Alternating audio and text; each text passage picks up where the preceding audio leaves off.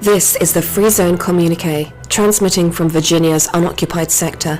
If you think smart cities, DEI, censorship, government intrusion, bug paste, and other left-wing nonsense are no longer a possibility, think again. We've won one election with slim majorities. Our work to rebuild a free and sane America has just begun.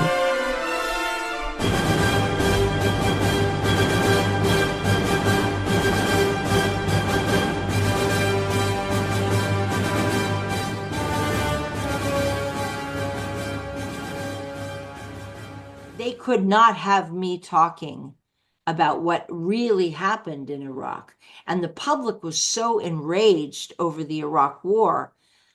These cowards in Congress turned on me to say, somebody has to be blamed for this. Somebody has to be scapegoated for what we did, for our stupidity. And the irony was, if you saw I will send them to you so you can see them. I think I can send them to you. Some of them I can send you. But you'll see that I told you, do not do this. This is going to be a terrible mistake. And since I was negotiating with the return of the weapons inspectors, it was actually part of a comprehensive peace framework.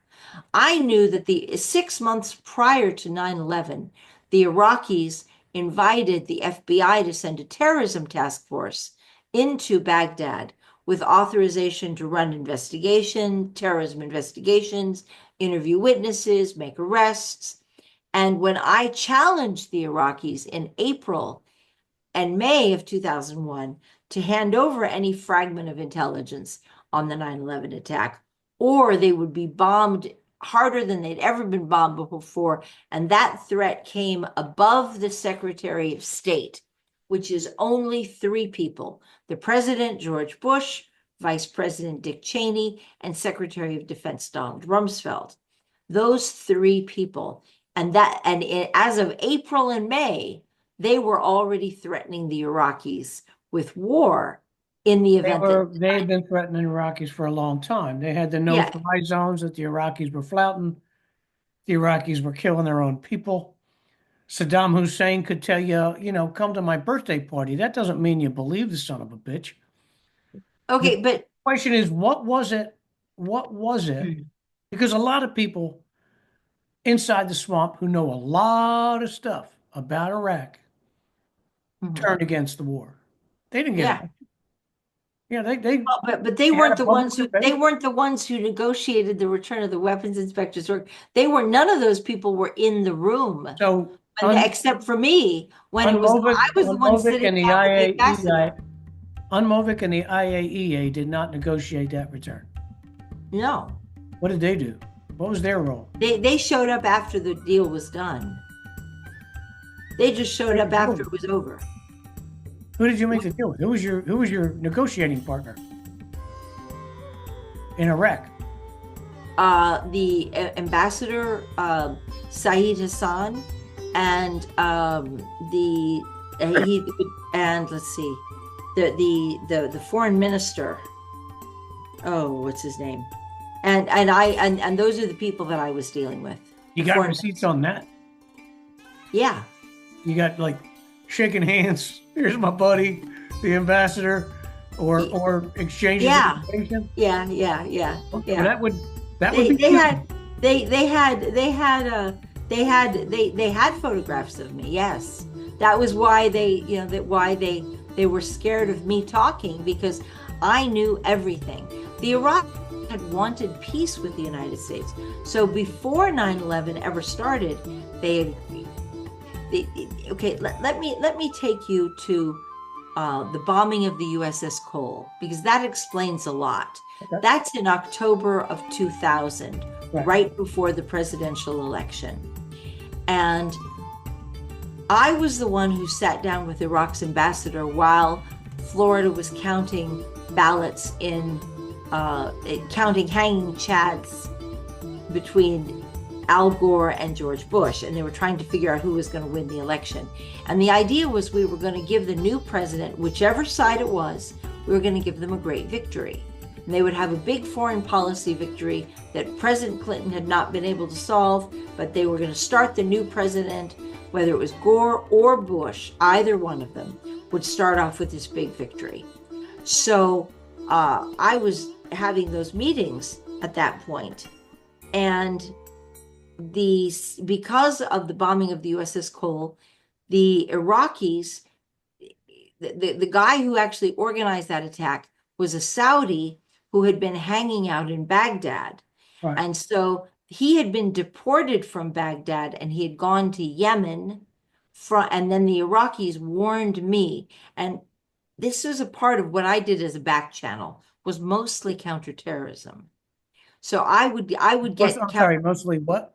counterterrorism, like Right. because I'd been doing Lockerbie, I'd been doing anti-terrorism bombings, getting intelligence on these people. I had, because of Richard Fuse's connections in Beirut, I had a direct line to the weapons trader crowd who was financing, who would sometimes trade us intelligence for what they were doing. They would feed us. What you're So talking the about Iraqis, is so hold pretty on. expensive. So the Iraqis had warned us in advance of the bombing of the USS Cole. And they had said, we cannot arrest this guy because he's a Saudi. He's very highly connected in the Saudi royal family. We cannot do this. The only thing we can do is deport him out of Baghdad and give you the information about the attack. So then I went back to Paul Hovan and Richard Fuse, and they fed it to the sea. That was my channel. That was my line of command. And then they told me to go back and warn the Yemeni government, which I also had contacts at the Yemeni embassy, and I warned them about the attack prior to the bombing of the USS Cole. And so afterwards, the CIA and everybody was on one hand, they were glad the Iraqis had warned us, but they wanted the Iraqis were emphatic. They're like, look, we do not have the authority to make any arrests of foreign nationals. It would create a major crisis globally for us. So we cannot make any arrests. And the Americans said, well, we don't want you to make any arrests, but we need somebody in Baghdad who will have that authority to do that for us. And so therefore, by February of 2001, right after, while I was already in negotiations for the weapons inspections, we insisted and the Iraqis agreed to allow the FBI to send a terrorism task force. It would have to be law enforcement. It could be Scotland Yard or the FBI or Interpol, but it had to be law enforcement, not MI6 or the CIA. And we were very pleased. So when my CIA handler, Dr. Richard Fuse, told me about the 9/11 attack in April of 2001, April and May, the first thing the Iraqis' response was, well, we've already agreed to allow the FBI to send this terrorism task force in. So just go back to Washington, tell them to send the guys to us, and we'll approve that, we'll expedite their visas so they can get into the country and they can start looking for that attack. No problem. But that's a dead end. Why? We already know, we knew very quickly. They didn't have anything to do with it. Despite what Donald Rumsfeld said, we knew very quickly Iraq was not involved in 9/11. Absolutely. But this was in April of 2001, 6 months before 9/11. So at that point, no one, I can tell you that I was told, Richard Fuse and I discussed this a lot, and Paul Hovan and I discussed it a lot. Throughout the summer of 2001, we discussed the 9/11 attack constantly. And I remember my next door neighbor was moving in and they had their moving van, and I was on the phone with Paul Hovan and I said, my God, if they knew what we were discussing right now, they'd get in their car and they'd go back wherever they came from. Because if they knew that they had this spy living next door, they'd have a cow over this. And so the other thing that the Iraqis had agreed to, so the Iraqis had already agreed to this before the attack ever occurs. That was not the only thing the Iraqis agreed to. The Iraqis offered the United States, wanted to give the United States preferential contracts in any post-sanctions period in oil development, oil leasing and development, pipeline construction, pumping station rebuilding, and the sanctions, United Nations sanctions, had destroyed the pipelines and pumping stations in Iraq. And so this was actually a very big deal, that we would have had all the oil that we could ever have wanted. We would have had all the oil construction and pumping station construction contracts we ever wanted. The Iraqis also offered the United States preferential contracts in healthcare, hospital equipment, and pharmaceuticals. That was another big ka-ching, ka-ching, ka-ching. And they offered us. You were the person who brought these offers to the government. Yes. And then the government was also. Why did they turn those down? They're pretty. Because they wanted war. It was very stupid. The United States was like, I would go from the CIA saying, okay, tell the Iraqis we want their telecommunications. We want all their telecommunications contracts. And I'd go to the Iraqis and I'd say, okay, they want they want all telecommunications, cell phones, satellite, on and on. And the Iraqis would say, yes, we agree. And then I'd go back to Washington and say, they agree. And they, well, really? Well, tell them we want all their farm equipment. Yes, they agree. Tell them we want we want to sell 1 million cars, American manufactured automobiles every year in Baghdad, in Iraq. And I said, the Iraqis agree. He said, we'll give it to that contract for 20 years. Can you imagine how many Teslas they would have sold? I mean, you would take that back to Fuse. You would take this information back to Fuse. And to Paul. Yeah. Yeah. And they would turn it down. No, they would, you know, they would make more demands. They would report it up, and then they would make more demands. The presidential briefing memo that was given. We could barely get them to keep their helicopters on the ground. How the hell are we supposed to buy all these generous offers? If they indeed existed, you know. Well, what do you mean? How would they? This would be in any post-sanctions period. After the sanctions were lifted, the United States, see, this is the thing about the tragedy of 9/11. The Iraqis were trying to make peace, and they saw that the whole global community was sick to death of the sanctions, and they were sick to death of the war in Iraq for nothing. And so the Iraqis were very aggressive about trying to get a peace contract, a comprehensive peace framework with the United States, so that there'd be weapons inspections, cooperation on anti-terrorism, balancing out Iran. Weren't we already in and out of the country 3 times with weapons inspections?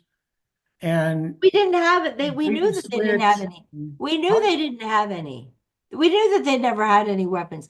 And the Iraqis are like, the biggest concern that they had was, what happens when the Americans find out that there's no weapons here? How are we going to bring this to a conclusion? Yes, Saddam Hussein telling everybody in the world he did. He didn't want people to know whether or not he really did. So he said he did. It was public knowledge, if you want to call it that. Yeah, they had all kinds of stuff. Also, there's still, and I didn't want to get into this. This is too deep in the woods, but there's still the problem with the caravan to Syria that was 2 or 3 days long of trucks leaving Baghdad, leaving areas all over Iraq that was never explained just prior to the invasion. That was people leaving. That was Iraqi officials leaving. Military trucks. They loaded up their families and their possessions. A lot of it was actually getting, they were getting high valued assets, human assets, that the United States would have wanted in a war situation. And like my ambassador friend, that's a lot of goddamn assets. Well, 2 days but long, they that were moving, caravan. they were moving things out. Yeah. Yeah. Yeah. They're moving out household. Because the intel at the time, Well, but the intel was always the only thing wrong. that ended up, I the mean, it only was thing just that like ended up they being, always had wrong. That was part of the problem, was that the things that were really going on in Iraq were very different than anything that was being reported by the well, media. the only thing that came out at the other end, even though we do know a lot of the stuff that you're talking about, a lot of people said the war was for nothing. The only thing that was remained a question was yellow cake. The rest, nobody said they didn't have it. They did. They had tons of shit. They were using it. Then when they stopped using it, suddenly Syria was using it. Where did that shit come from? That's my point. I don't think it was all that cut and dry. And I don't think, all due respect, I don't think it was Susan Lindauer was the only person that had her thumb on the pulse, you know. Well, I was the one who negotiated it, who negotiated the return of the weapons inspectors. Okay. That's what I did. Okay. That's what I did. And I was the one who dealt with the Iraqis on terrorism, and that was my role. So that was the two things that I did. Yeah. Which I and don't I I was don't the one see who got it right and I was the one that had to be removed when because I was so anti-war that they were afraid that my knowledge would be exposed. Which brings us back to Kurt Weldon, and I was ordered to go to prison on October 3rd, and October 19th, you Kurt that- Weldon is standing on the floor of the House of Representatives saying, we hear that some people have gone to prison and they won't be available to us to testify, but they would be able to give us a great deal of knowledge. So now in hindsight, everyone says, oh, of course Susan Lindauer is right. But at the time it was a brave stance, and I was one of the very, very, very few people actually saying it. Now everybody says, oh, I knew that too. But at the time, they were all saying the exact opposite. It was like I was standing outside the circle of groupthink, telling that they were wrong. And that the war was going to be a disaster, that Iraq had no weapons of mass destruction. We fought like things like that they had nothing to do with 9/11, that we could have prevented 9/11. I personally telephoned the Office of Attorney General. Rumsfeld was actually, even in meetings, people were laughing behind their hands on that one. The idea that the Iraqis were behind 9/11. Yeah. But I called the Office of Attorney General John Ashcroft on August 8th, and I contributed to the presidential briefing memo on August 6th, because I was the one in contact with the Iraqis, so they used my name and put it into the briefing memo that they had assets covering Iraq who were warning about this attack, and they were trying to get action from the Bush White House. And at Crawford, Texas, George Bush said, okay, told Richard Clark, okay, we got that out. You got that out of the way. Let's go play golf. When he heard about the presidential briefing memo on So August 6th. you're saying On that August 8th, I called. The red flags came from Iraq.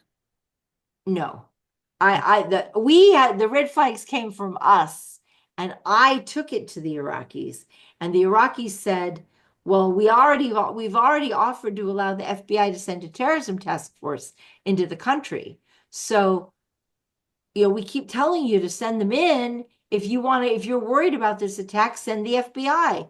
We'll approve their visas. What the heck's wrong with you? But there's still a disconnect here. You're talking to the Iraqis. I understand that. Yeah. But the Iraqis weren't the ones that were going to do this attack. I know, absolutely. Iraqis didn't have information. But we were always, even before the attack, the Bush White House was definitely trying to imply that the Iraqis would be somehow connected to it. They knew that the attack was coming, and they wanted to pin it on the Iraqis as patsies. They knew something was coming, and if something did, they would love to pin some of it on Iraqis. I get that. Yeah. But Yeah. you said in as early as June, maybe even April, That It you guys was had the narrative. It was going to be the Twin Towers. It was going to be hijacked planes. hijacked planes and some sort of mass casualties from a mini nuke. We always said that it was a mini nuke. We always talked about where, how close there were so many ordinances,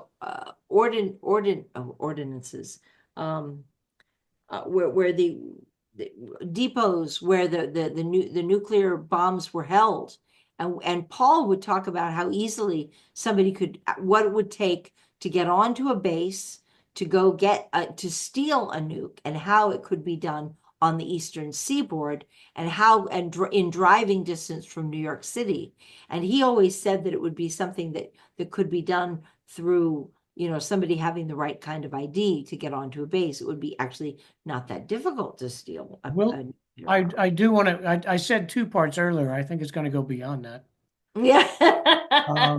Because I'm not even past the first part of the ideas I want to discuss. Okay. But yeah, I'd love to do it when it comes again. down to, dirty nukes, we've been talking about dirty nukes for 40 or 50 years. Yeah. Some people call them briefcase nukes, Yeah. Suitcase bomb. but Yeah. the the issue we'll discuss later, and we'll move forward through 9/11. Was who knew what when. By the time you say that you guys you had this picture clear in your head, what was going to go down. Yeah. We And knew yet it you're involved worried you don't know airplane. who to talk to. Nobody would listen to you, you said. Well, no, let's see. We knew in April. Do you want to do this now, or do you want to do this on the next show? We'll do it on the next show. It was just something I read in your book. Okay. April or June, you said the three of you, Paul, Fuse, and yourself, had come to the conclusion Well, no, at that target point, was World Trade. well, that actually comes from that. We should start with that then in the next show, because Okay. it actually comes from the CIA, and it comes from the CIA, and the CIA asks me to check it out. Right. And I'll tell you, the real problem with 9/11 wasn't not getting the info. It was goddamn stovepiping. CIA, DIA, FBI, NSA had all the moving parts. They could have nailed the cockpit door shut and would have blown the whole plant. Yep, there you go. And you don't need a presidential proclamation to do that. You get the FAA to do that. Done. Problem solved. Anyway, yeah, we'll pick it up. Yeah, let's do it. The book is called Extreme Prejudice. Extreme Prejudice. The terrifying story of the Patriot Act and the cover-ups of 9/11 in Iraq. There you go. Ultimate Conspiracy to Silence Truth. It's by Susan Lindauer. It's on Amazon. Whether you are a 9/11 truther or you're the person that says, "Oh, that's a bunch of crap," the book's still a good read. It's still, it takes you down weird places that you never. It is the Patriot Act. I was the second non-Arab American ever indicted on the Patriot Act. And that, my friend, is worth a show. on itself, just so I can what are we talking people the horror, the terrifying stuff that happened on the Patriot Act, because that is some scary stuff. I thought the Patriot Act, I'll end with this. Right after 9/11, it was a few days later, joint session of Congress. I wish I could remember the guy's name. John Yoo. John who? Yoo. The one who said we got to appear to be doing something? That's the guy I'm talking about. Yeah, it's in my writing somewhere in the 700 articles I have on my website. I have this guy's name. And he gets up and he goes, "We have to do something. We have to give the people the appearance that we're taking some kind of action." That resulted in the Patriot Act and a brand new, stupid, Leviathan bureaucracy the Department of Homeland Security. At no time was anyone responsible for the total cock-up of 9/11 ever held responsible. No lessons were learned. Stovepiping continued from that day to this. So that's my big Yeah. bugaboo about 9/11. Yeah. Well, we can, let's pick up that on the next show. I'd love to talk about Yeah, that. I'm trying to get another guest next week. But Call me when you're ready to do it. okay. And then like the following week. And like I said, in about a month, you've got to edit this part of it out. We'll do the 2.3 trillion because I know where that is too. Cool. And again, Extreme Prejudice, Susan Luindauer, by all means, get the book. Susan, thanks for being here. Okay, thank you. Please tell a friend about the Free Zone Communiqué. We live and die with the share and subscribe buttons. Please use affiliate and sponsor buttons to support our work. Thank you very much for joining us today.